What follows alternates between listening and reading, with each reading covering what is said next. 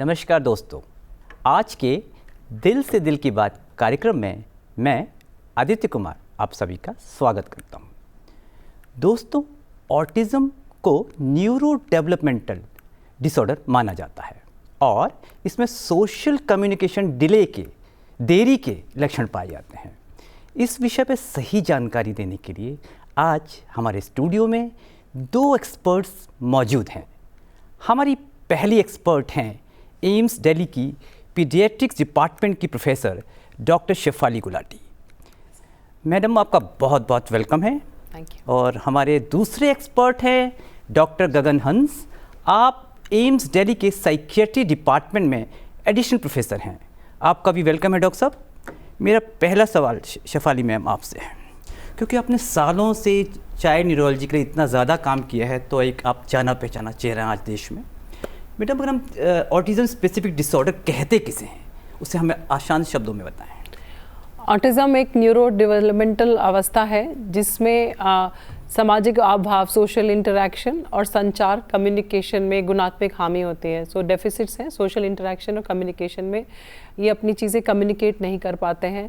इनके अंदर कई रिस्ट्रिक्टिव रेपिटेटिव बिहेवियर्स होते हैं, मतलब उसमें कई चीज़ें दोहरावनीय करते हैं, वो बार बार सेम चीज़ से करते हैं। कुछ इनमें सेंसरी इश्यूज हो सकते हैं, जैसे कि कोई साबुन को स्मेल करना है, कभी आसपास साउंड नहीं है फिर भी कान पे हाथ लगाना, जैसे कि साउंड ज़्यादा है, कोई पर्टिकुलर टाइप की चीज़ें टच करना। तो ये सारी चीज़ें इनमें जो होती हैं इनको मिक्स करके बनता है ऑटिज़म स्पेक्ट्रम डिसऑर्डर, जिसके अंदर लेकिन बहुत सारे और सारी कोमॉर्बिडिटीज़ और सारी बीमारियां प्रॉब्लम साथ में हो सकते हैं, जिनके अंदर में दिमाग में समझ कम आना या जिसमें चंचलता ज़्यादा होना या दौरे आना इत्यादि इत्यादि। तो यही इस जिसको ऑटिज़म कहते हैं। और हम छोटे बच्चे में उसको सस्पेक्ट कर सकते हैं अगर 12 महीने तक बच्चा बड़ा नहीं रहा है या टाटा बाय बाय नहीं कर रहा है, 16 महीने तक वो एक भी शब्द नहीं बोल पा रहा है प्रॉपरली, या 24 महीने पर 2 मीनिंगफुल शब्द जिसका मतलब है उसको जोड़ के नहीं बोल रहा है, या कभी भी जो है बच्चा का जो कोई भी शब्दावली आई है और वो चली गई है। अब हम बात करते हैं आपस में तो हमारा आई कांटेक्ट होता है, एक नज़र मिलाते हैं। तो ये बच्चे अधिकतर रूप से नज़र नहीं बदलते हैं। कई बार आप उनको आपकी बात अनसुनी कर देंगे, they pretend to be deaf, या बिल्कुल बहुत ज़्यादा चंचल हैं। और कई बार होता है कि बच्चों के बीच में खेल रहे हैं लेकिन अपने आप ही खेल रहे हैं, तो अपने में ही स्वलीन रहते हैं। तो लेकिन एक ध्यान रखना है कि इसको कहते हैं ऑटिज़म स्पेक्ट्रम डिसऑर्डर, यानी हर बच्चा दूसरे से भिन्न है। हर बच्चे में कोई सारे लक्षण नहीं होंगे और हर एक की मात्रा अलग अलग होगी। मैम, इसमें अगर किस तरीके से और भी कोई है जिस तरीके से प्रभावित करते हैं बच्चों को जो ये बीमारी है ऑटिज़म, और अगर स्पेशल चाइल्ड की कभी हम बात भी करते हैं, अक्सर स्पेशल चिल्ड्रन के लिए भी बात होती है, ये उसी कैटेगरी में है या उससे कोई भिन्न है? देखो, आजकल ये सारे शब्द नॉर्मल अब नॉर्मल बिल्कुल चला गया है और अब ये स्पेशल कैटेगरी भी चला गया है। अब आया है टर्म न्यूरो डाइवर्स। आप लोग जब आप स्कूल में थे तो आप देखते थे कई लोग बिल्कुल मर के पास होते थे, 4-5 लोग, और 4-5 लोग हमेशा लड़ते थे फर्स्ट आने वाले, बाकी मोस्टली बीच में होते थे। पर हमने जब वो टॉपर और फेल होने वालों को और बीच वालों को सबको एक माना है, तो इसीलिए कहा जा रहा है कि इनके अंदर भी जैसे जो सोसाइटी के हिसाब से सोशल जो कम्युनिकेशन और इंटरेक्शन है हमारा, जो उसके हिसाब से थोड़े से हमारे को भिन्न लगते हैं, लेकिन वो भी एक ही स्पेक्ट्रम में है, तो उनको साथ लेना है।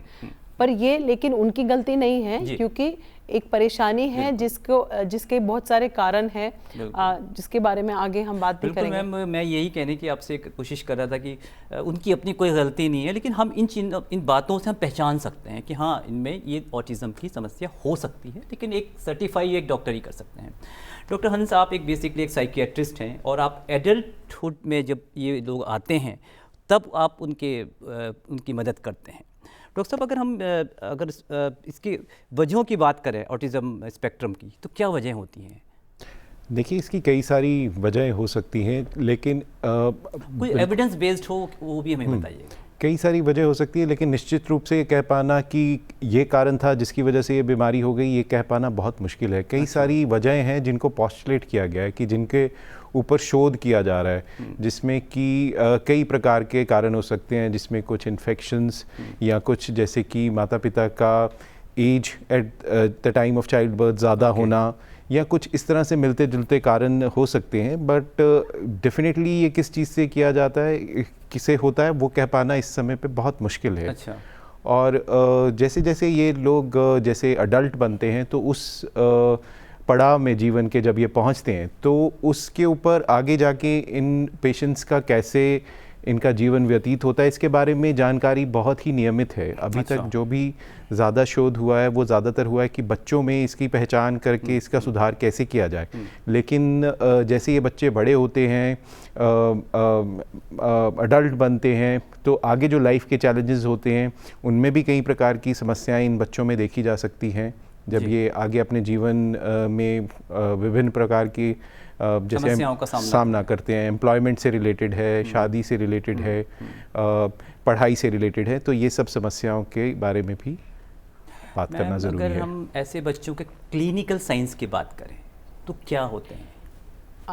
आदित्य जी, क्लिनिकल साइंस से पहले मैं थोड़ा सा एक ऐड करना चाहूँगी। बच्चों के हिसाब से जब हम देखते हैं तो बेसिकली जो कुछ इसमें अनुवांशिक जेनेटिक कारण होते हैं। मैंने सवाल आगे रखा हुआ है। हाँ, मानो तो कुछ अनुवांशिक कारण होते हैं जिसमें कुछ पर्टिकुलर कॉपी नंबर वेरिएशंस कुछ होते हैं। काफ़ी सारे जीन्स के ऊपर बहुत हंड्रेड्स में जीन्स हैं जिनके ऊपर आइडेंटिफिकेशन चल रहा है, पर अभी भी हमारे पास एक बैटरी नहीं है। बिल्कुल जैसे ही डॉक्टर गगन ने कहा था कि क्लियर नहीं है, अनुसंधान जारी है, लेकिन अभी भी उसमें चल रहा है। तो कुछ अनुवांशिक है और कुछ उसके अंदर इन्वायरमेंटल है। जैसे उन्होंने बताया फादर की एडवांस एज, मदर की मतलब माँ बाप दोनों के एडवांस एज।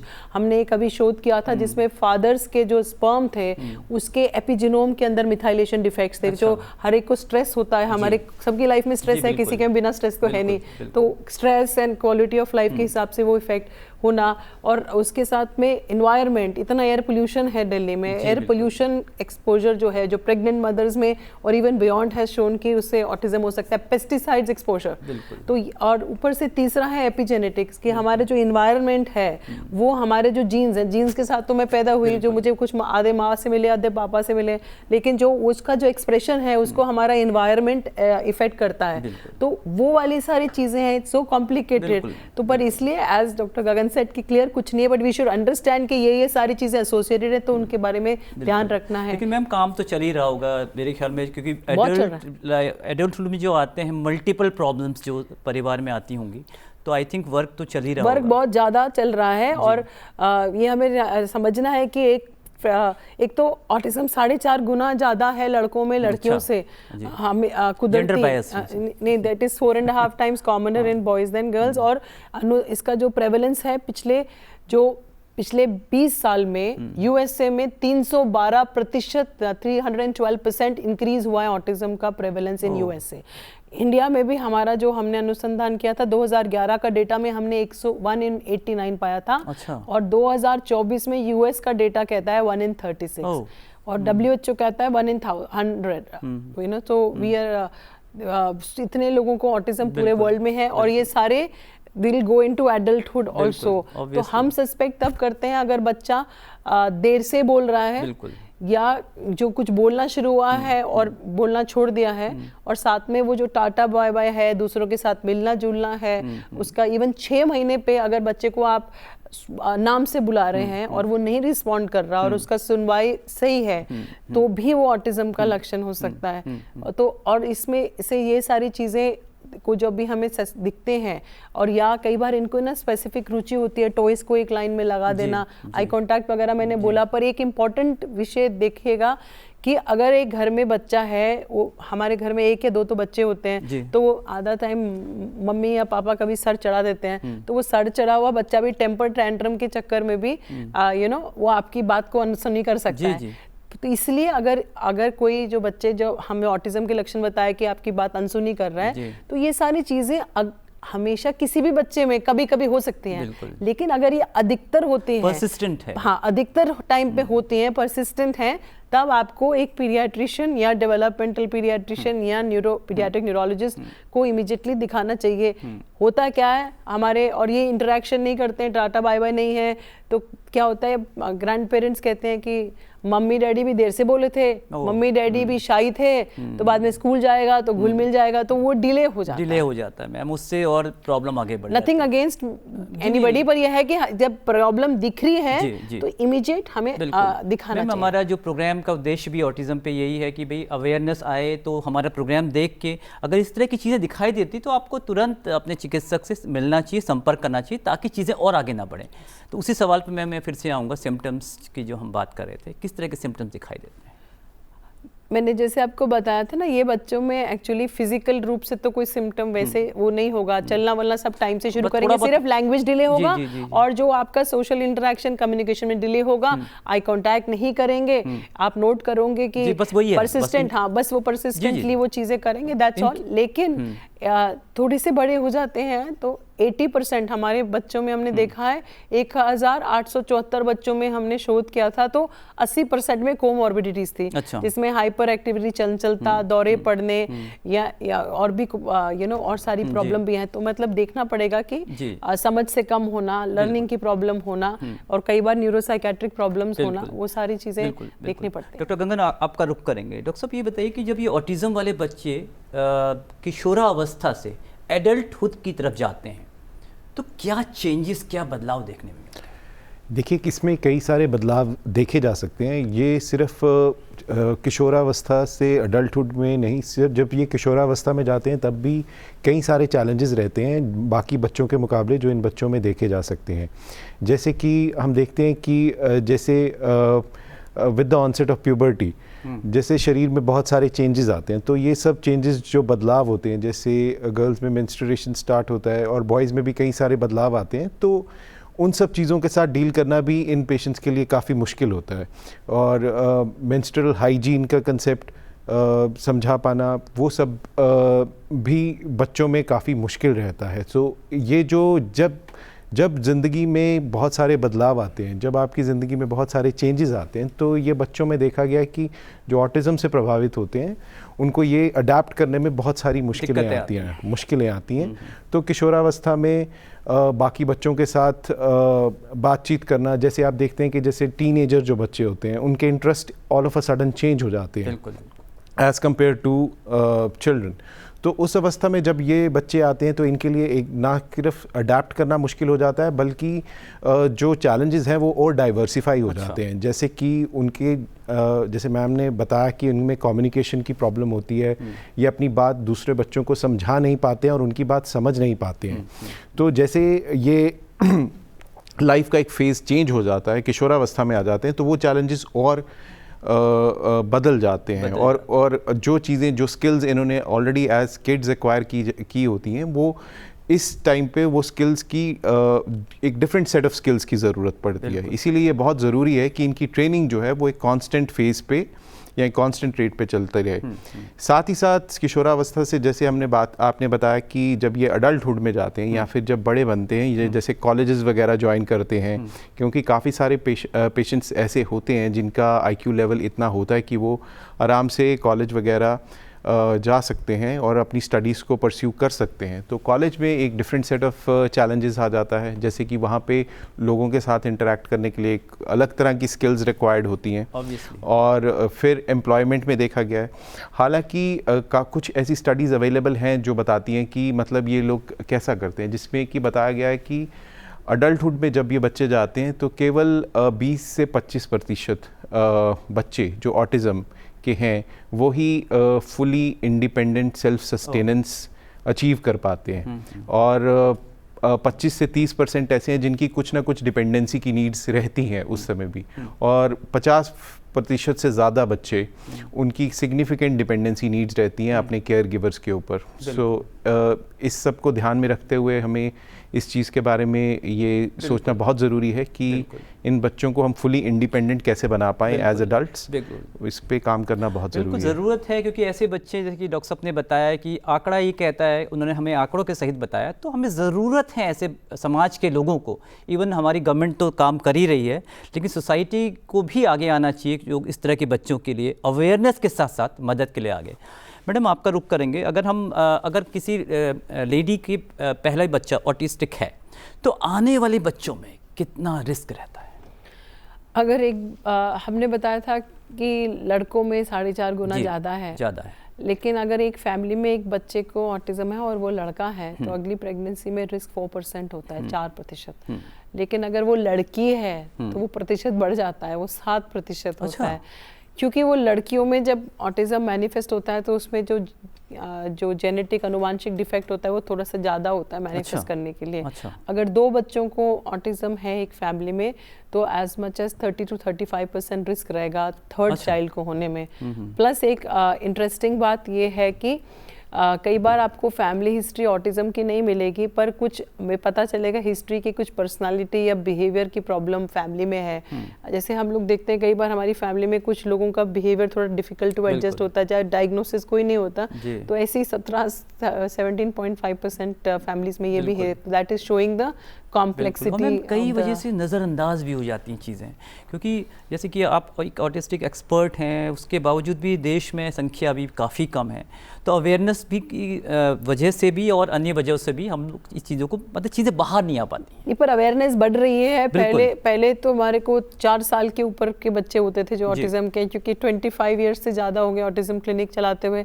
अब लेकिन हमारे को 1.5 साल में आ रहे हैं बच्चे। इनफैक्ट एक कोई पेशेंट आए हैं जिनके मदर खुद ही डॉक्टर थे, तो उन्होंने 8 महीने के बच्चे में कुछ सस्पेक्ट किया, बिकॉज इनमें जो रेपिटेटिव कुछ बिहेवियर होते हैं, एक ही पार्ट को कुछ बार बार हिलाते रहते हैं, तो उसको स्टीरियोटिपीज कहते हैं। तो वो उन्होंने लगा कि कुछ गड़बड़ है तो दिखाया, तो मतलब हम सस्पेक्ट कर सकते हैं। और एक्चुअली हमने डायग्नोस करने के लिए टूल्स भी बनाए हुए हैं 18 महीने से कम बच्चों में भी, 1 मंथ to 18 महीने के अंदर भी, और जिसमें हम डायग्नोस कर सकते हैं ऑटिज्म। मैम अगर हम क्योंकि कई चीज़ें ऐसी हैं कि जन्म से पहले भी चीज़ों का पता लगाया जा सकता है, तो क्या जन्म से पहले कोई ऐसा टेस्ट है कि इससे पता लग सके कि आने वाले बच्चे में इसकी संभावना है? जब ऑटिज्म का कारण एग्जैक्ट पता चलेगा तभी हम वो उसकी रिस्क बता सकते हैं। अभी क्लैरिटी नहीं है, पर हम ये नहीं पता लगा सकते वो टेस्ट से कि उसका ऑटिज्म हुआ कि नहीं। पर अगर हमारे पास एक बच्चा है फैमिली में जिसकी कोई जेनेटिक डायग्नोसिस बनी है, तो अगली प्रेगनेंसी में जब मदर के जब वो उसके अंदर एमनियोसेंटेसिस या सीवीएस करके, जो पहले 12 हफ्ते में होता है, एक थोड़ा पहले होता है और सीवीएस 12 को हफ्ते पे होता है, तो उससे टिश्यू निकाल के हम बता सकते हैं कि जो डिफेक्ट पिछले बच्चे में था वो इसमें है कि नहीं। पर मैंने आपको जैसे बताया कि पैनल भी टेस्ट जेनेटिक के अभी अवेलेबल नहीं है ऑटिज्म में, तो ये तो अगर है कि प्रीवियस बच्चा है और उसमें एक पर्टिकुलर डिफेक्ट है, तो वो पर्टिकुलर डिफेक्ट की रिकरेंस के बारे में देखा जा सकता है, otherwise not the before this thing. Ma'am अगर वर्चुअल ऑटिज्म की भी बात होती है, अगर हम स्क्रीन टाइम आजकल बच्चों में काफ़ी, क्या इससे भी बढ़ावा मिलता है ऑटिज्म? इसकी से इम्पॉर्टेंट थिंग, वर्चुअल ऑटिज्म अगर हुआ है भी कि नहीं कि टर्म वो डिबेटेबल है। कि देखो screen time is bad, excessive time that is universal, वो तो क्लियर है।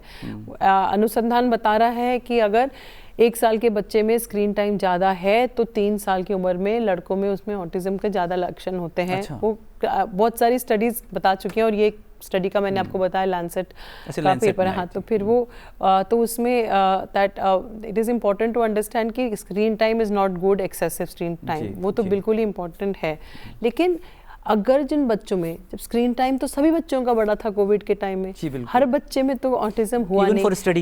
यानी स्टडीज के अंदर थोड़ा डिफरेंट है। वो स्टडीज के अंदर आप एंगेज हो रहे हैं for certain task, so that is you are doing task based. So वो उसको हम इस बार दूसरा जो हम ऐसे ही बच्चे खेलते हैं एंड ऑल दैट, उसके साथ या सर्फ करते हैं, उससे कोरिलेट नहीं करना चाहिए।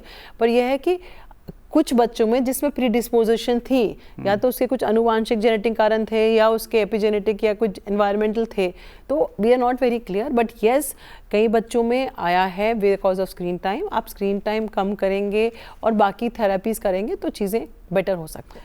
मैम अगर हम उसकी बात करें कि क्या ये क्यूरेबल होता है, तो इस बारे में आप क्या बताना चाहेंगे? क्यूरेबल का मतलब ये होता है कि वो जड़ से आपका ठीक हो जाएगा और आप उसके बारे में बाद में भूल जाओगे। ऐसा कभी नहीं होने वाला है। ऑटिज्म इज़ नॉट कोई एक डिजीज़ या बीमारी नहीं है कि जिसका आपको क्योर हो। एक ही अवस्था है, न्यूरो डेवलपमेंटल डिसऑर्डर है।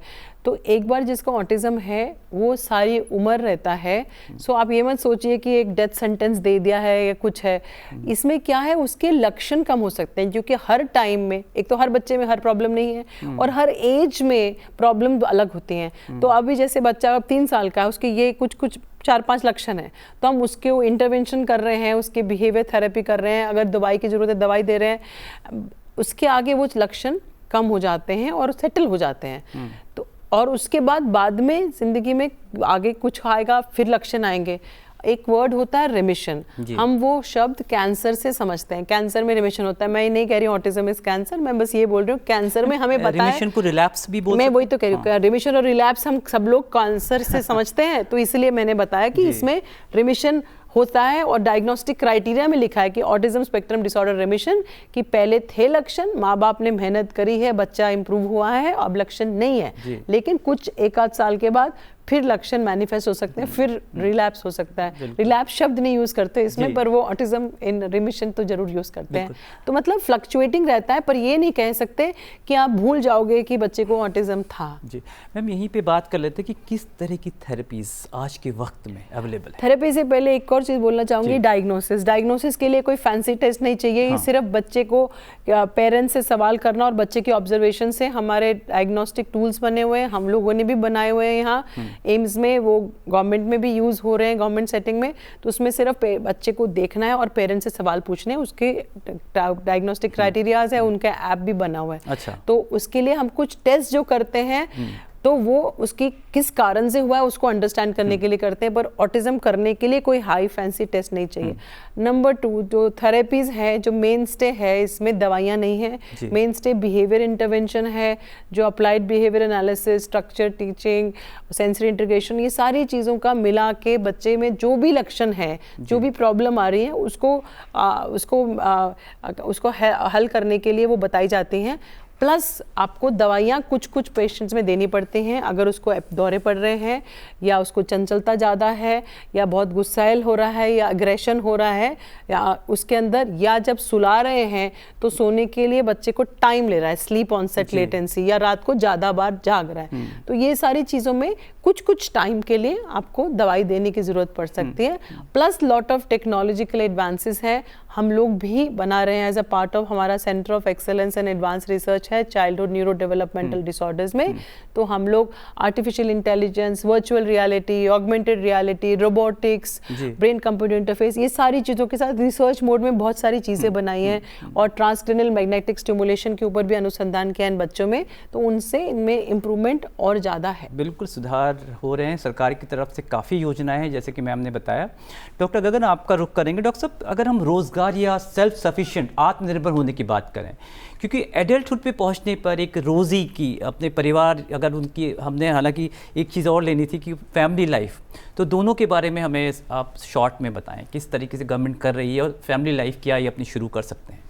बिल्कुल, देखिए, जो बच्चे जैसे जब वो एक अडल्टहुड में पहुंचते हैं, मैंने आपको पहले ही जैसे अपने पिछले सवाल में बताया था कि इसमें कुछ ना कुछ डिफ़िकल्टीज़ होती हैं, कि अडल्टहुड में उनको कॉलेज से रिलेटेड जो है स्ट्रेसेस थोड़े से डिफरेंट होते हैं, एम्प्लॉयमेंट से रिलेटेड स्ट्रेस थोड़े डिफ़िकल्ट होते हैं, लेकिन इन सब चीज़ों में कुछ शोध जो हुए हैं उसमें कुछ चीज़ें सामने निकल के आई हैं, जिसमें से जो चीज़ें निकल के आई हैं वो कि एक सक्सेसफुल सेल्फ सफिशिएंट लाइफ के लिए और सेल्फ इंडिपेंडेंट होने के लिए कुछ ऐसे फैक्टर्स हैं जो डिटरमाइन करते हैं कि जब ये अडल्ट बनते हैं उसके बाद लाइफ में कैसे प्रोग्रेशन रहेगा, जिसमें से सबसे ज़रूरी तो अभी भी वही है कि बच्चे का जब वो छोटा बच्चा था तो उसमें IQ लेवल का कितना डेवलपमेंट हुआ है और लैंग्वेज का कितना डेवलपमेंट किया गया है।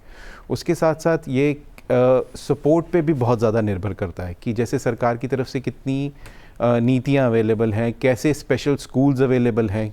जैसे मैम ने बताया कि टाइम टू टाइम क्राइसिस आते रहेंगे, कुछ समय के लिए सिम्टम्स रिमिशन में जाएंगे, फिर कुछ समय के बाद वो सिम्टम्स थोड़े फोर फ्रंट पे आ जाएंगे, लेकिन उस समय पे उन सिम्टम्स को निपटाने के लिए किस तरह की सुविधाएं उपलब्ध हैं।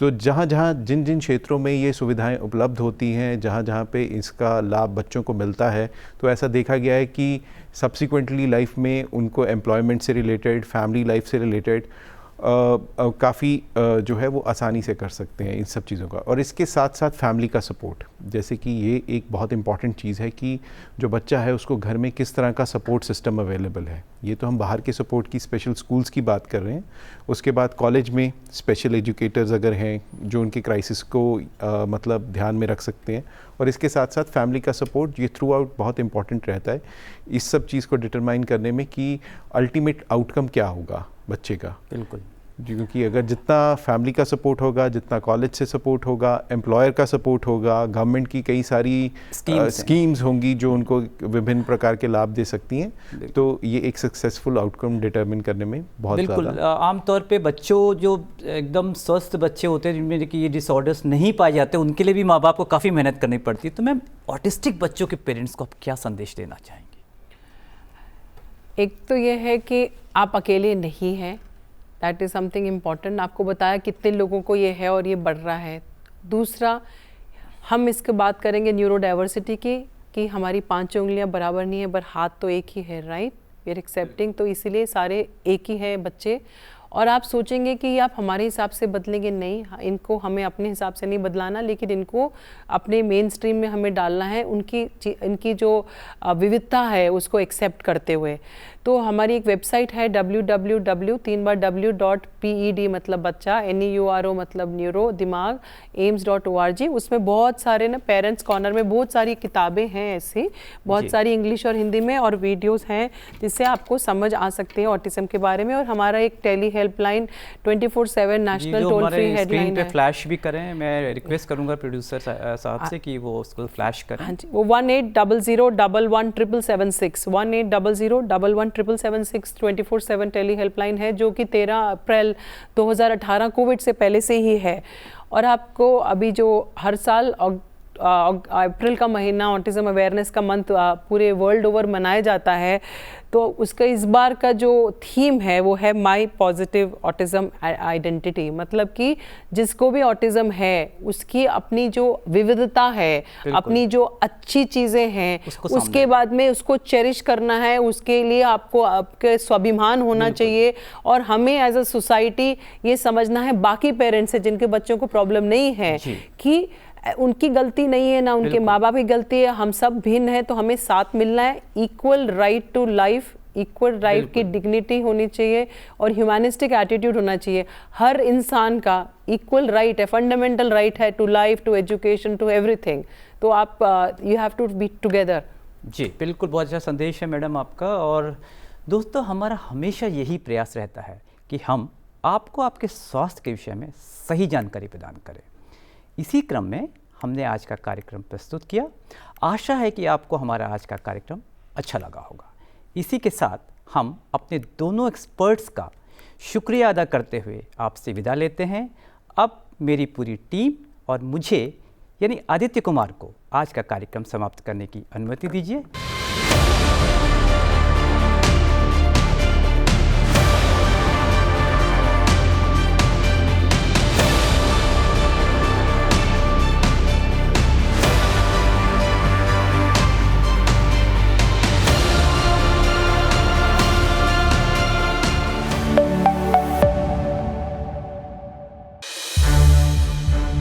संसद टीवी के और भी प्रोग्राम्स देखने के लिए सब्सक्राइब करें हमारा